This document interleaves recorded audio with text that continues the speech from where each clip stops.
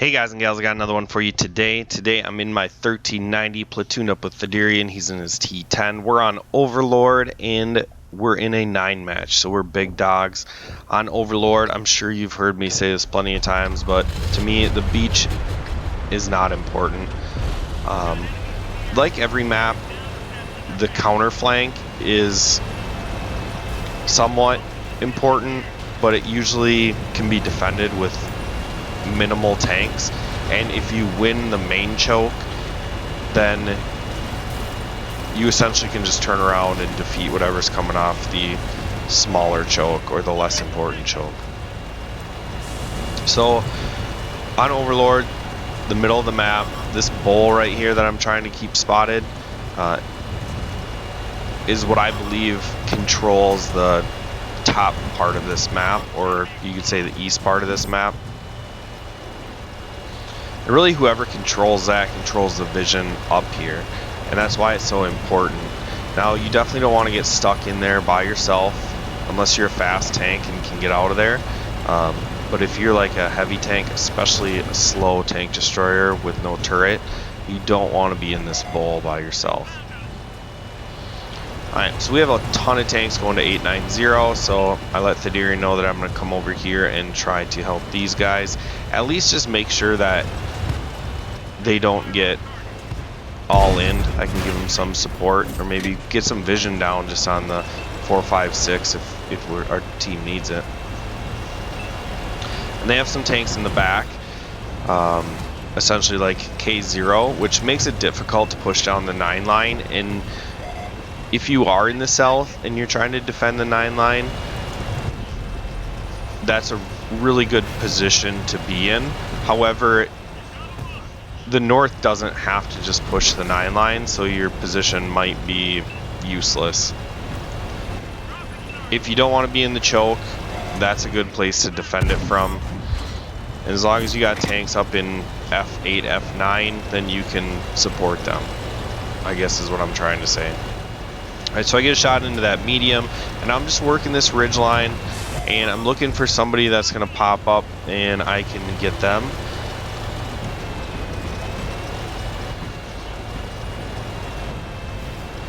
But I don't want to be in the bowl and be the main focus when they pop up, because if they come over the lip and I'm not paying attention, then they're going to get shots in me. And at that point, I'm trusting my teammates on my back ridge to help me out.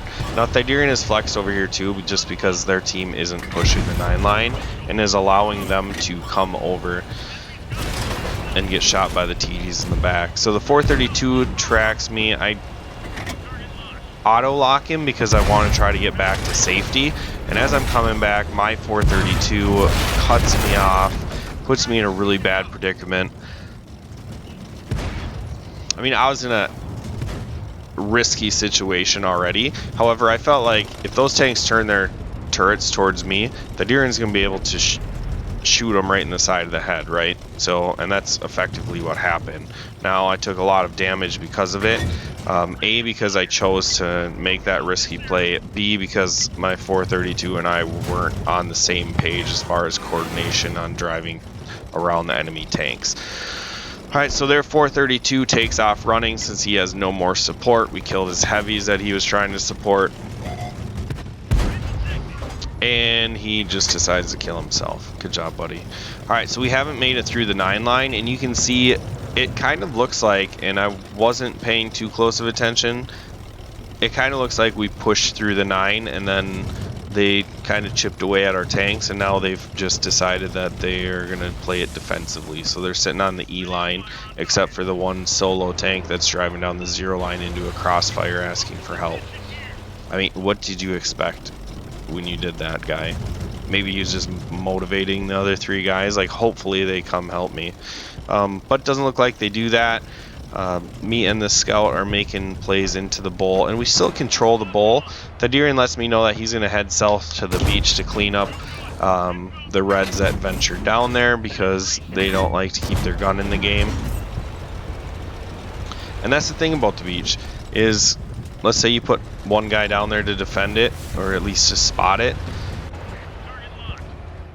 The rest of the tanks, the red tanks that went down the beach, essentially they weren't in the match for a good the first third of the match. So now there's a Sturvo back here, and it's going to be a tough shot for me to pen that. So I do throw one shell at him, but I don't want to be stuck clipping again, especially in a tight match. Thyderion lets me know that I just need to calm down. It is 7v7. However, when you look at it, it's actually a 6 versus 7 situation. And I just feel like now my tanks are on the beach, so I'm losing support up here, so I just need them to hurry up. Unfortunately, our M103 decides to head down the beach.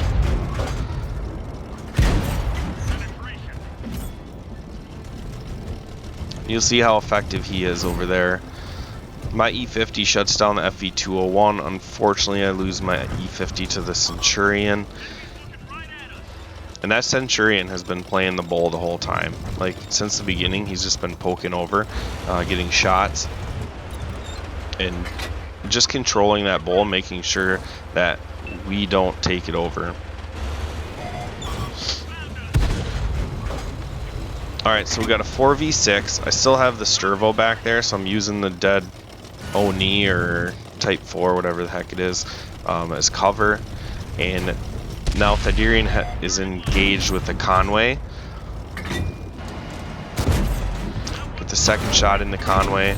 Get my third shot in the Conway. Now Thyderion took a couple shots, one from the Conway and one from the Sturvo, and we've just decided that we can't really make that push, and we have to play this defensively. Our M103 does kill the Conway, so he wasn't all bad, but he did keep his gun out of the engagement for what I felt was too long. Come over, pop then Centurion, and unfortunately there's a 257 that was full health. Now Thyderion did get a shot into him, and I'm hoping I can get these 2 shots into him, and then I'll back away and try to regroup. And there's a Black Prince coming towards me, and as a scout tier 9, the Black Prince will have no trouble penning me. So just trying to gather myself here. We also have a Black Prince, and then their T30 spotted, so he's finally come out of the K0 corner, and I'm gonna loop around here. Now you got to see this game in my perspective as a scout, and I'm having a decent game. However, I'm going to switch over to Thyderion. You're going to see like all his gameplay as a heavy tank on this board. And he starts off heading over to 9-0 line like we talked about in the beginning. And he's going to go off the intel of what he sees on his mini-map to determine how hard he pushes this. And if they have a lot of tanks in K0 and they're not pushing the choke here, then there's really no point in being here, let alone pulling around the corner to expose his sides to the tank destroyers. So he spots the T30. He's going to try to get a shot into him here. He misses. T30 doesn't fire back. I don't know if he shot the medium tank that went around the corner. Does get a spotted target hit there. Now he's pulling back up, just kind of using the hills as cover right now. T10's got a strong turret. And he trades shots with the Object 432. He's still spotted. Now he's targeted. It's probably that T30 looking at him. So he's just looking to see if he has a shot on that T30. And he bounces a shell off the side of his turret. So he decides, rather than fighting a hull down T30, I'm going to go to the middle of the map and try to secure that first, and then we'll decide what we do from there. You can see that their beach actually made a decently aggressive push. They're already in D3, but we have 2 tank destroyers there, so the chances of them getting up the hill is pretty slim. They have to deal with the tank destroyers right now, and we already know that they have more than just that 1 tank down there, so their guns are taken out of the match. Now he comes over here. We got the 50 TP, the Type 4, the 432 flexed over here, and I'm gonna let him know that I'm clipping up, or I'm clipped up, and I'm just gonna go get behind them and try to get their turrets turned.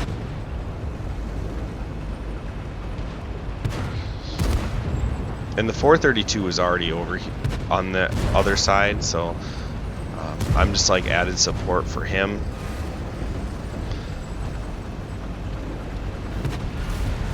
Thyderion doesn't want to go all in here.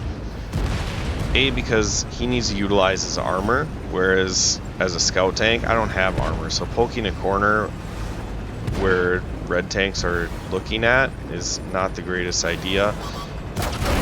I can get away with driving in behind them, getting behind their turrets, and they can't spin their turret fast enough. He utilizes his armor, doesn't expose his tank. There's sometimes tank destroyers or just tanks set up in the back in J4 that essentially can shoot you. So it was smart for him to just continue to play that corner and not drive out until he's loaded. Talk about driving. He did a great job of running into that rock there. As he came down, he shut down the T10. So he's up to 2 kills already. And the 432, rather than fight, just kills himself. Now, I don't know if that was an actual like suicide rather than okay, I'll take my chances. I might die falling down this ridge. But if I do survive, at least I'm alive and my gun's still in the game. But I have support on the beach.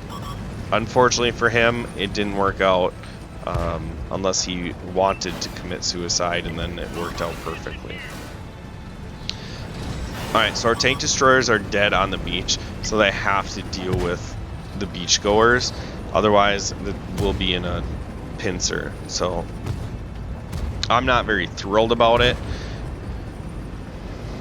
And I feel like they could have done a better job, but our Leopard PTA kills himself. The 432 doesn't drive behind the M103 and decides to fight him frontally, which allows the M103 to take him down. Now, arguably, he could have been tracked there, and I just wasn't paying attention. But either way, this wasn't handled the best. So we pretty much threw 3 tanks away for 1 tank. And now this is where you can see like the Black Prince and the M103 were kind of looking around to see what was going to happen next. And Thyderion already knew that he was going to come back up and get back in the fight. Whereas the M103 decides, okay, I'm just going to go down the beach. The Black Prince was left to wonder, like, which one of these guys should I support? And he does decide to support Thyderion, which is good. Because going down the beach once again, he would have just kept his gun out of the game. And I don't think he actually really does much after that point, let alone has he done anything the whole match. But rather than just giving up in a tier 7 heavy tank in a 9 match, he's at least participating and driving around with Thyderion. So someone has to think twice about flanking him because there is a Black Prince behind him. Alright, so as he makes his way up here, he's trying to stay hull down, use these little crevices to poke his head up and see if there's see where the red team is, essentially. And he's going to continually push up until he can get vision on the bowl. And I'm over in like E5, just kind of spotting the 3-4-5 line, making sure that he's not going to get flanked as he heads over here. Our M103 is almost popped up off the beach, so this essentially can work well as long as we're all coordinated here. And this is where he pops up, gets hit by the Conway. Looks like the Conway was shooting Hesh rounds. Gets a shot into him. Sturvo damages his track. I didn't see if he actually took damage there or not.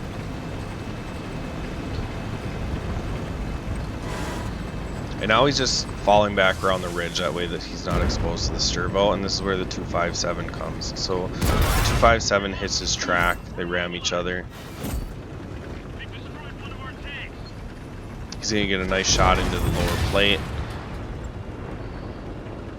But honestly, a 257, in my opinion, should win this match all day long. However, the 257 thinks it's important to pull around the corner, so rather than aiming his shot at Thyderion, he just auto aims and bounces a shell off the front of him. And you'd think maybe the 257 was trying to get over here so he'd have the Black Prince supporting him. However, this Black Prince is going to be no help to this 257. So he shoots an HE round at Thyderion's turret, and there's no way that HE round is going to pen the turret of a T10. Alright, so let's pick up where I left off. I come around the corner, the T30 is waiting for me, and when you watch the replay in here, that T30 just did a nice job of anticipating me coming around that corner and shuts me down. And now he's just going to push up onto the 257. He's going to reload before the 257 does. He shuts him down, and we're talking at this point if he should even worry about this Black Prince, since the Black Prince was full health, but he's shooting HE and he hasn't hurt Thyderion yet. However, to leave a tank sit behind or beside you just because you don't think he's going to do something is probably not the right decision. So I think Thyderion makes a good move there, shuts him down. Now the T30 is making a play on him, and he's going to use this house as cover. Get his armor turned back around. And then as he pushes up, the T30 is not spotted, which is strange. So the T30 fell back, and I guess now looking at it, it makes sense because the Sturvo hasn't really moved from his position in the back, so he's going to be covering the T30. And if they want to make sure that they win this, they have to make sure that they work together to shut the Thyderion down. Now, if the T30's got the big gun, he can one-shot the Thyderion. And this is where I ping the map, let Thyderion know essentially where I figured the Sturvo would be hiding. So he sits back in J4, and I could be wrong. I don't sit back and snipe from that location. It's just kind of my thought process on where I usually find the TDs once we push through the 6 through 0 line. There's a bunch of tank destroyers that sit on that low ridge there. Alright, so he comes around and he decides to try to make this a corridor fight, right? Because the Sturvo is not going to be comfortable in a corridor, and if he's got cover from the terrain, the Sturvo is not going to have long range fire on him. Now he takes a little bit of risk here just because if the Sturvo was in K0, he's essentially going to get hit, but the way they've been playing and the fact that the T30 backed off, you just have that feeling like they want to work together. And this is a really good play by Thyderion because even though he doesn't have vision on them, they don't have vision on him, and he's hoping to be able to surprise the Sturvo. And sure enough, he spots the Sturvo.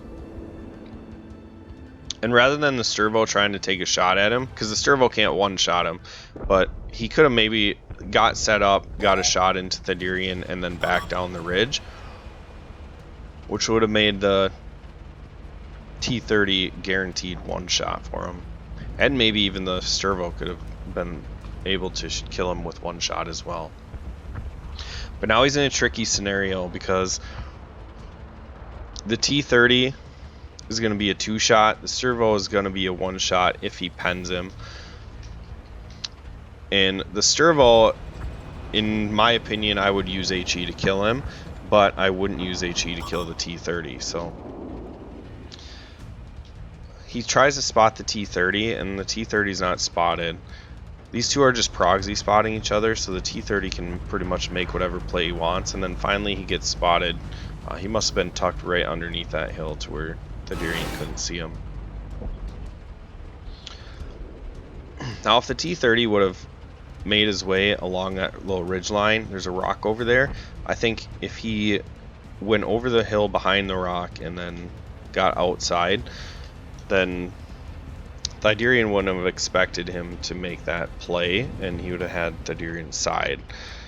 However, Thyderion was doing a great job of spotting the hill just in case the T30 was making a play like that. So arguably, don't know if that would have worked or not.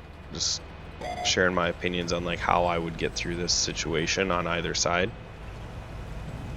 So Thyderion pops up again, and he's popping up in different positions and making sure that he's undetected when he does it. And that's key because they have no idea where he's going to pop up. So the chance of them being pre-aimed at his position is going to be little to none. And now he knows that the T30 has left the bowl. He's on the outside of the bowl. So that Sturvo is really vulnerable right now. And if he can just stay undetected and then get a nice angle to shoot back into the bowl, he's going to have what I think a really nice shot on the Sturvo. But then I believe he's proxy spotted there by the Sturvo. So unfortunately, that's not going to work. But once again, the T30 telegraphs to where he's at. So the T30 should either stay unspotted and get ready to make a play that can kill Thyderion, or he just needs to go rush him and try to trade shots, because he should know that the T10 can't one-shot him. And the way he's playing makes me feel like he doesn't have the big gun on there. But he's left his Sturvo exposed for too long, so Thyderion's able to come over here and shut him down. And now he's making a play to get out of the bowl, or essentially move to where the T10 is. That way if the T10 comes over the hill, he's got to make it all the way over the hill before he can depress his gun down to shoot Thyderion. So that really is just kind of a tactic to eliminate the gun line, which is some people will sit back and try to shoot them as they come over the hill. However, usually they can return fire. So by eliminating the gun line, you get under the hill, under the ridge that they're coming at, and when they push over, you can track them, and they just have to come a lot farther to shoot you. Anyways, that's not important. Game is on the line. He knows there's only 30 seconds. He pops over, angled very well. The T30 blows it, just shoots him, like snaps it off, which allows Thyderion to reload and put him down with only 13 seconds left to go. So tight match, nice play. Let's jump into endgame stats. I had 3k damage. Thyderion gets a top gun, 6k damage, steel wall, Spartan metal, and we take 1-2 in this battle. Our M103 actually did pretty decent, and the rest of our team, honestly, in my opinion, is pretty horrendous. So Black Prince did 561 damage, but he got 2 kills. That's really all I got for you guys. Make sure you like, share, subscribe, and I'll catch you in the next video.